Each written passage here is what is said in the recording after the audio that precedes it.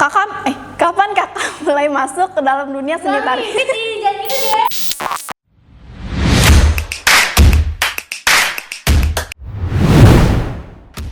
Halo guys, welcome to Browser. Obrolan seru bersama saya Fitri Liana selaku host pada hari ini. Nah, sekarang kita kedatangan tamu loh. Tahu gak? Jadi kita kedatangan tamu dari salah satu murid SMKN Negeri 1 Rangkas Bitung. Nah, kali ini kita akan membahas seputar seni dan hiburan. Dengan narasumber di samping saya, kenalan dulu dong kak. Halo guys, perkenalkan nama saya Anissa Aprilianti dari salah satu SMK Negeri 1 Rangkas Bitung. Oke, kita lanjut ke pertanyaan aja ya. Oh ya kak, coba dong ceritain apa sih yang membuat kakak tertarik buat masuk ke dunia tari? Masuk ke dunia tari itu sebenarnya gampang sih ya. Kalau kitanya asik mah, kebawahnya asik ya asik. Kitanya gampang ya gampang gitu. Kapan kakak mulai masuk ke dalam dunia tari? Waktu SD kita tuh sekampung buat latihan ke sanggar itu setiap sore kayak gitu loh. Terus jadi kebiasaan, jadi sampai sekarang bisa nari ke depannya kayak gitu. Oke. Kakak ini menari itu otodidak atau diajarin? Nah, kalau boleh tahu itu diajarin sama siapa sih? Aku diajarin sama Bang Uwan. Halo Bang Uwan. Sanggar dari Lebak Membara. Terus berapa lama kakak biasanya latihan nari atau ada hari-hari tertentu? Hari tertentu sih, kalau misalkan festival kayak lomba-lomba gitu biasanya kayak sebulan.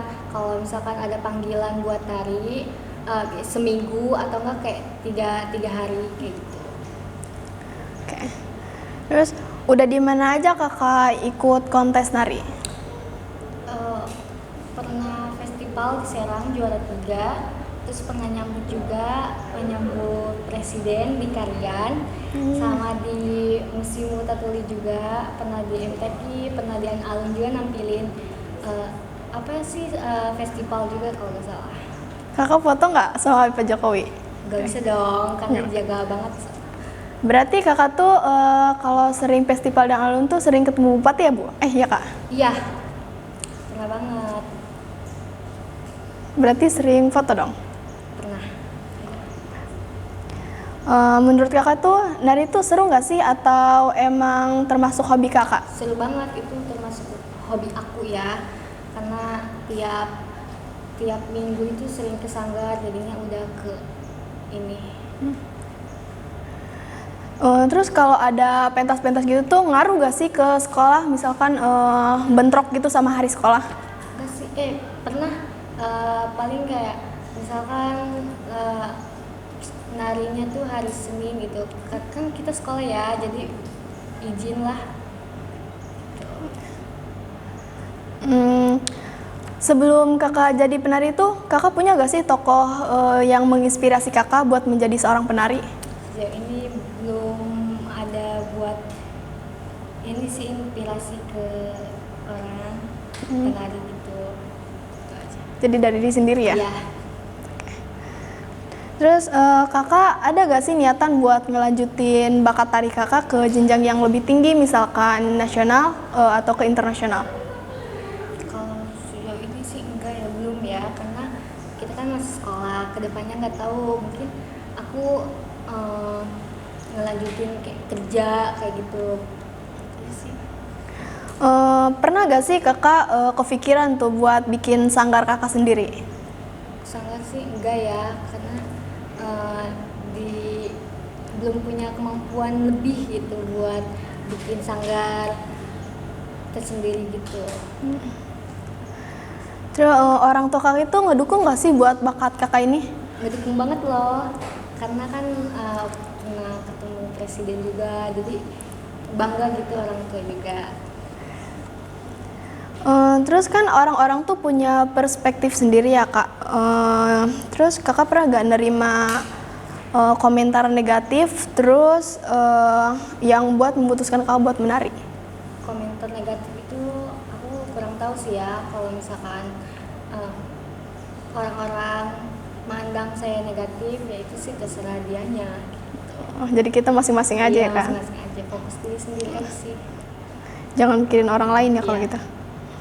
Terus gimana kakak nanggapin komentar-komentar kayak gitu tuh? Kayak yang hate gitu, terus apa sih nari-nari gitu? Ya gimana sih, bodo amat sih ya intinya.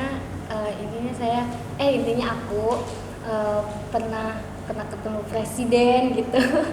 Bangga aja sih ketemu bupati, bisa nari di mana aja gitu. Nah, terus kakak lebih sering dapat respon positif apa respon negatif? Sejauh ini sih masih positif ya komentarnya, kayak Nis kok bisa sih ketemu presiden kayak gini, kok bisa sih nari kayak gini kayak gitu. Tapi kakak keren loh, masih muda, maksudnya udah punya bakat tersendiri gitu. Alhamdulillah. Kira-kira tarian daerah yang paling kakak suka itu di daerah Banten itu tarian apa? Tarian angklungan Nyi Pohaci dari Banten. Pernah juga kan ditampilin dan alun. Sama sering nampilin kalau misalkan ada kementerian gitu, nyambut kementerian, bupati kayak gitu. Pakai tarian itu? Iya, pakai Nyi Pohaci.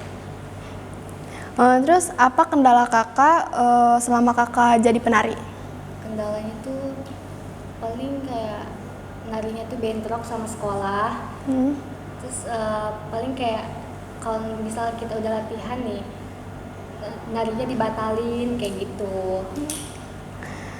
Terus kakak pernah gak sih kalau nerima komentar-komentar negatif itu mau mutusin buat berhenti nari? Enggak sih, karena kan fokus diri sendiri aja sih ya gitu. Oh, iya. Terus ada gak sih anggota keluarga kakak selain kakak yang bisa nari? Dulu kan kakak juga, kakak diri sendiri juga kan pernah ikut tarian. Sekarang kan udah nikah, jadinya fokusnya ke aku gitu. Jadi nurun gitu ya? Nurun. Terus kakak berapa saudara tuh kira-kira? Dua. Dua saudara. Laki-laki? Iya, kakaknya laki-laki. Yeah. Terus kalau kakak tampil itu di luar di acara-acara gitu tuh dapat itu gak sih?